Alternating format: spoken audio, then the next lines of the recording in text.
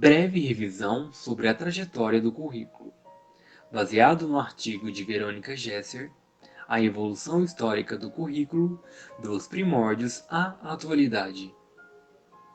Nos anos anteriores ao século XIX, o currículo era baseado nos valores das tradições históricas do Ocidente, sendo focados no desenvolvimento de habilidades profissionais. Determinado por instituições religiosas e pela família, o currículo centrava-se em valores como o bem, o mal e a justiça. Educação era uma responsabilidade familiar. No século XIII, a educação foi muito influenciada pelas doutrinas do filósofo e padre italiano São Tomás de Aquino. Nessa época, o currículo não era uma forma organizada e os conhecimentos transmitidos eram resultados de valores cristãos e que eram impostos por uma rígida disciplina. Ao final dos anos 40, houve uma retomada da literatura clássica. Para muitos educadores, estudar literatura clássica e compreender os aspectos importantes da psicologia da aprendizagem passou a tornar-se algo de extrema importância. O sentido por trás era preparar os membros da aristocracia para a liderança ou posições de nobreza. O advento da Reforma, representado por Martin Luther na Alemanha e John Calvin na França, contribuíram para mudanças curriculares na educação. As crianças eram educadas com base na reforma da Igreja e uma disciplina severa pelos pais, e papel de professores era transmitir conteúdos encontrados nos clássicos da cultura ocidental. No século XVI, educadores que estavam em oposição a uma educação focada só nos modelos clássicos ganhavam destaque, impulsionando assim o iluminismo no século XVII e XVIII. Eles enfatizavam que a educação também deveria estar pautada na experiência de vida e observação. Bacon, Descartes, Locke, Rousseau e Comenius foram pedagogos e pensadores que, influenciados pelas descobertas científicas de Galileu e Newton, começaram a questionar os padrões educacionais que eram sempre baseados em princípios religiosos. Deste modo, o currículo passou a ser baseado na razão e não mais na fé. Uma expressão latina que tornou-se muito conhecida através de Locke é a tábula rasa. Ele acreditava que a criança, ao nascer, era como uma lousa em branco, portanto, todos os seus conhecimentos adquiridos eram através da experiência. Essa ideia é reforçada por Rousseau, que diz: o homem é naturalmente bom, mas a sociedade o corrompe. Nota-se que o movimento iluminista teve grande importância na área educacional. No início dos anos 90, nos Estados Unidos, o pensador americano Packer, que foi influenciado por educadores europeus, substitui o treinamento do método silábico pelo método por palavras, proposta curricular baseado nos interesses e experiência das crianças, sendo este o primeiro fundamento para a educação progressista que a partir de então influenciou o mundo.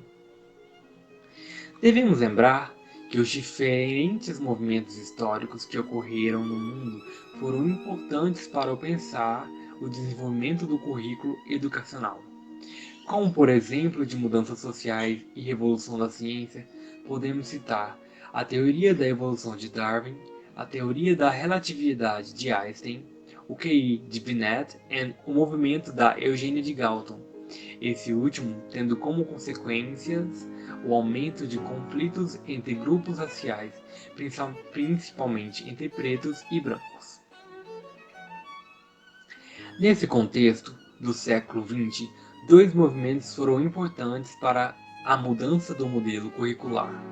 O primeiro deles foi o currículo tecnicista de Bobbitt e o segundo, a educação progressiva, representada principalmente por Dewey nos anos 20. Tais movimentos ocasionaram uma grande ruptura com o modelo curricular humanista, que era centrado nos clássicos gregos e latinos. O currículo tecnicista tinha como objetivo qualificar estudantes para o mercado de trabalho, visando o bom desempenho econômico. Assim, a ideia desse tipo de currículo era simplesmente mecânica, resumindo-se a uma questão técnica. Em oposição, a educação progressiva focava na aprendizagem experiencial, com desenvolvimento humanista como pensamento crítico e responsabilidade social, buscando recursos variados de aprendizagem para ser personalizada aos objetivos pessoais de cada indivíduo. Durante a Grande Depressão, nos anos 30, Dewey tornou-se o estudioso mais importante do movimento progressivo. Também influenciou as ideias escolo-novistas no Brasil nos anos de 1945 a 1960, que acreditava ser a educação o único elemento eficaz para a formação de uma sociedade democrática. Neste mesmo período, entre 1920 e 1930, houve uma reforma radical no currículo caracterizada pelo movimento reconstrucionista social. Eles acreditavam que o currículo ajudaria na reconstrução da sociedade e na busca por soluções dos problemas sociais. Deste modo, o papel dos professores não era apenas serem transmissores do conteúdo, mas sim articuladores do processo educacional. Nos anos 50, com o lançamento do satélite russo, o Sputnik, e a Guerra Fria, o currículo tecnicista sofreu um declínio. Isso tornou-se uma preocupação nacional nos Estados Unidos, pois representou uma ameaça ao seu desenvolvimento tecnológico. Assim, as principais reformas do currículo aconteceram nas áreas de ciências e matemática. Mas esse controle de mudanças do currículo tornou-se ignorado por especialistas de disciplinas acadêmicas. Em contrapartida, o lançamento do Sputnik serviu de estímulo para reavivar o currículo tecnicista, que foi modelo dominante até meados dos anos 80. Nos anos 60 e 70, a emergência de vários grupos considerados minorias e que foram motivados pelo movimento dos direitos civis nos Estados Unidos, relacionados à liberação e igualdade das mulheres, dos negros e dos homossexuais, trouxeram a necessidade de discutir a reforma curricular. Assim, surgiu a pedagogia crítica, que propunha um currículo voltado aos problemas sociais, econômicos e políticos da realidade. Ela foi inspirada nos trabalhos de Paulo Freire, que também publicou em 1970 nos Estados Unidos o livro Pedagogia do Oprimido.